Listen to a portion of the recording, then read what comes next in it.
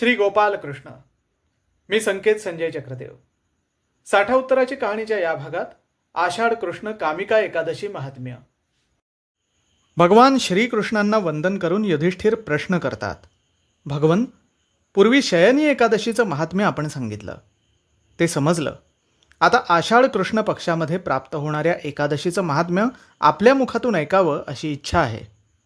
श्रीकृष्ण म्हणतात, राजा, पूर्वी ब्रह्मदेवांनी देवर्षी नारदांना जे सांगितलं तेच महात्म्य मी सांगतो, ऐक. ब्रह्मदेव म्हणतात, नारदा, लोककल्याणार्थच तुझा हा प्रश्न आहे.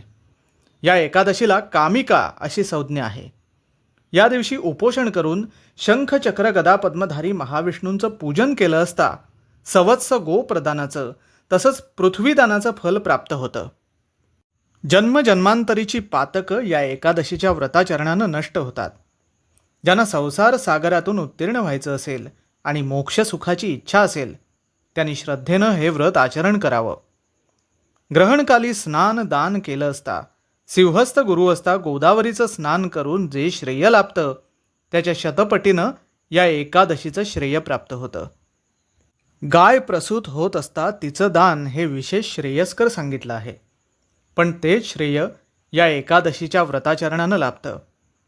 जो या एकादशीला भगवान श्रीधराचं पूजन करतो त्यानं सर्व त्रैलोक्याचं पूजन केलं असा या एकादशीचा महिमा आहे.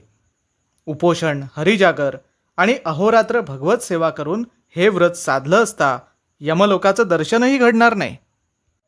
योगी लोकसुद्धा कैवल्य पदाच्या प्राप्तीकरता हे व्रत आचरतात.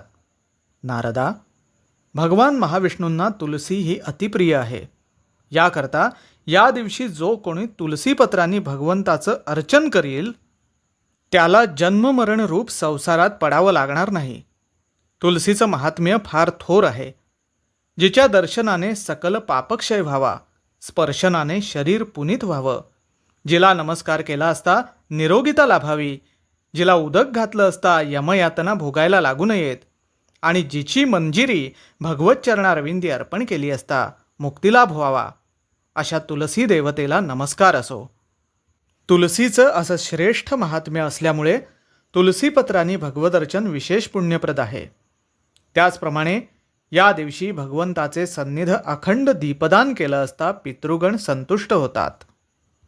म्हणून घृतदीप अथवा तैलदीप प्रज्वलित करावा, म्हणजे देव आणि पितर संतुष्ट होऊन कृतार्थता लाभेल. व्रतमहात्म्य श्रवणाने सुद्धा सकल पातकांचा नाश होऊन विष्णुलोक प्राप्त होईल. कामिका एकादशी महात्म्य संपूर्ण.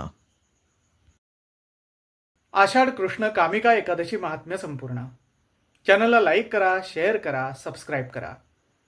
मंडळी, आपल्या घरातले, ऑफिसमधले किंवा सरकारी कार्यालयांमधले दिवे किंवा पंखे किंवा इतर विजेची उपकरणं जर उगाच चालू दिसली तर लगेच बंद करूया आणि राष्ट्रीय संपत्तीचं नुकसान टाळूया. नमस्कार.